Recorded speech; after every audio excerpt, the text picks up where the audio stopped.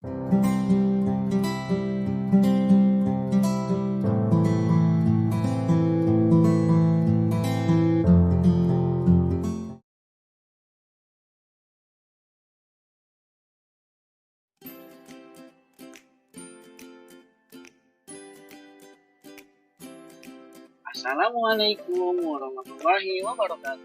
Apa kabar semuanya? Kali ini kita akan bahas seputar lingkungan hidup. Pertama, apa sih lingkungan hidup itu? Cari tahu dulu ya. Lingkungan hidup adalah sebuah kesatuan yang meliputi berbagai makhluk hidup beserta seluruh komponen di sekitarnya. Apa saja sih komponennya?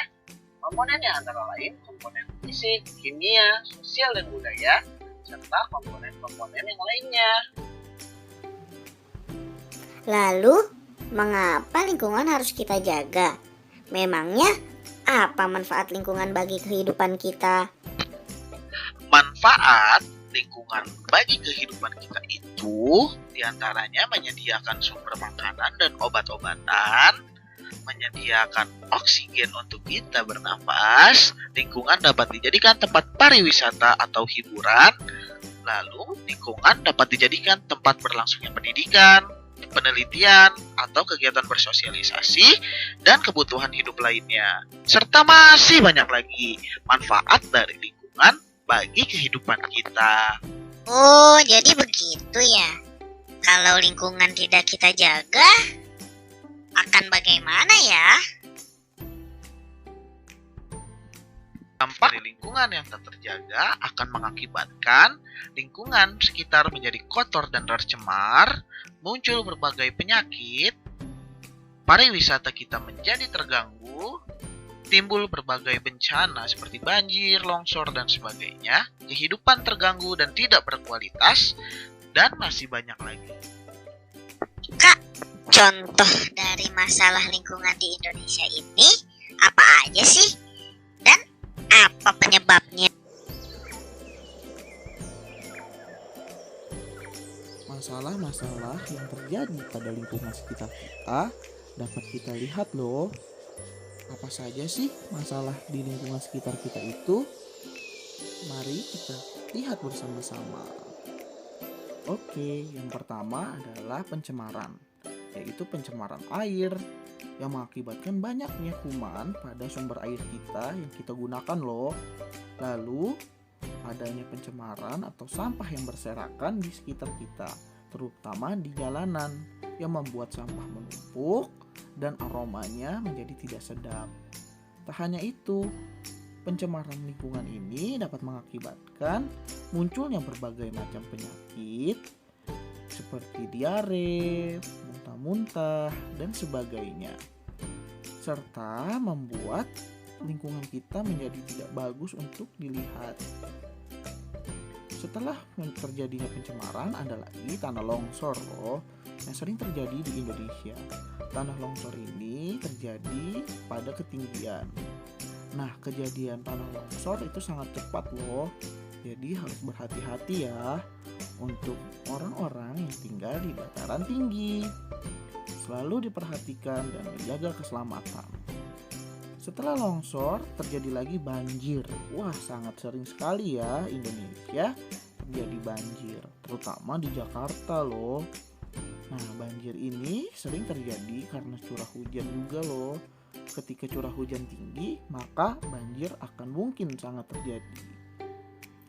Nah, apa sih penyebab dari semua itu? Yang pertama ada penggundulan hutan, buang sampah sembarangan, lalu penyemprotan pestisida, membuang limbah sembarangan, limbah dari industri loh. Tak hanya itu, asap-asap industri juga akan mencemari udara kita loh. Tanah pun akan tercemar, membuat kehidupan organisme tanah mati. Sampah yang dibuang pada saluran air itu akan mengakibatkan tersumbatnya saluran air. Sampah akan menutup saluran air dan akan menimbun, serta air akan meluap yang mengakibatkan banjir. Tak hanya itu, sampah-sampah yang ada akan mengakibatkan organisme-organisme laut itu mati loh. itu sangat berbahaya bagi kehidupan organisme laut. Dan air tentunya akan tercemar dan ikan-ikan akan banyak yang mati. Nah, itu adalah contoh dari beberapa permasalahan yang ada di sekitar kita. Bagaimana sih mengatasi masalah-masalah sampah ini? Nah, jangan gunakan sampah plastik. Untuk kantong belanja, gunakan yang terbuat dari kertas dan yang terbuat dari kain. Untuk tempat minum, gunakan tumbler. Jangan gunakan botol-botol plastik yang sekali pakai. Lalu cerdaslah dalam memilah sampah. Buang sampah organik dan sampah anorganik sesuai dengan tempatnya. Sampah organik akan dapat dijadikan pupuk dan sampah anorganik dapat kita manfaatkan untuk proses daur ulang. Proses daur ulang dilakukan dengan menggunakan mesin. Proses daur ulang ini berguna untuk membuat barang-barang baru dari barang-barang yang sudah lama atau sampah-sampah yang sudah kita buang. Ketika itu, sampah akan teratasi dan lingkungan menjadi asri. Oh iya kak, apakah dalam membangun sesuatu itu ada peraturannya? Terutama dalam membangun tempat usaha atau tempat usaha berupa bangunan-bangunan. Apakah itu diatur dalam undang-undang?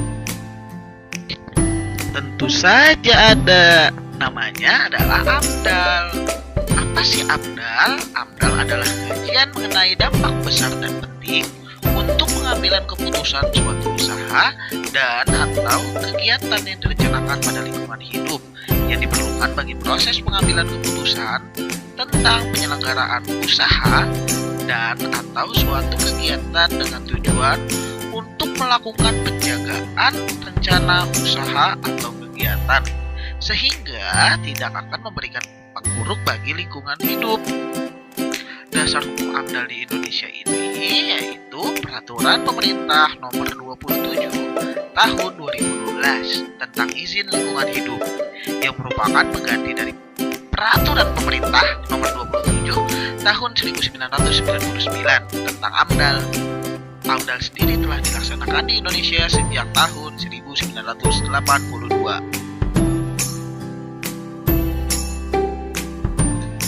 Nah, contoh kasus AMDAL di Indonesia yaitu TPA Bantar Gebang Bekasi. Mengapa sih ia menyalahi AMDAL?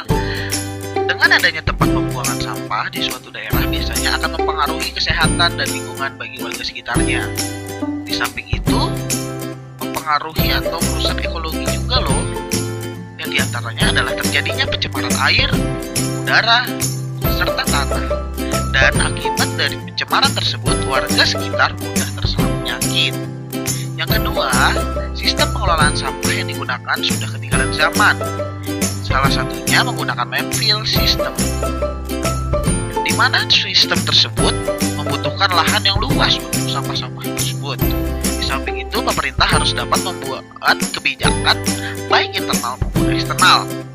Faktor internal di mana minimnya kesadaran warga untuk bertanggung jawab terhadap permasalahan sampah di lingkungan rumah tangganya sendiri. Sedangkan yang mempengaruhi faktor eksternal adalah minimnya lahan pembuangan sampah serta tidak ketatnya pemerintah baik pusat maupun daerah membuat aturan masalah sampah. Tahukah kamu sebab terjadinya permasalahan lingkungan yang menjadi sebabnya adalah sampah dan mengenai AMDAL loh.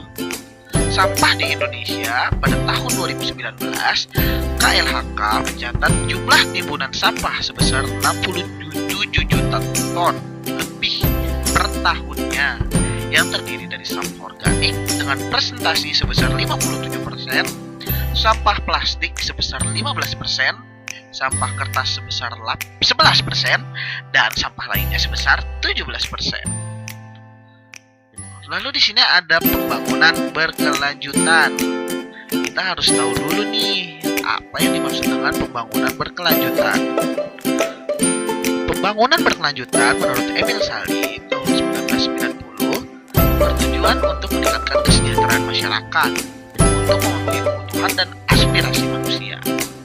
Pembangunan yang berkelanjutan pada hakikatnya ditujukan untuk mencari pemerataan pembangunan antara generasi pada masa kini maupun masa yang akan datang. Pembangunan yang pada dasarnya lebih berorientasi kepada ekonomi ini dapat diukur keberlanjutannya berdasarkan 3 kriteria, yaitu 1. Tidak ada pemborosan penggunaan sumber daya alam atau depletion of natural resources. Yang kedua, tidak ada polusi dan dampak lingkungan lainnya. Yang ketiga, kegiatannya harus dapat meningkatkan usable resource atau applicable resource. Contoh pembangunan berkelanjutan di Indonesia adalah bank sampah di NTB. Lalu yang kedua, coklat Krakatoa di Lampung, Sumatera.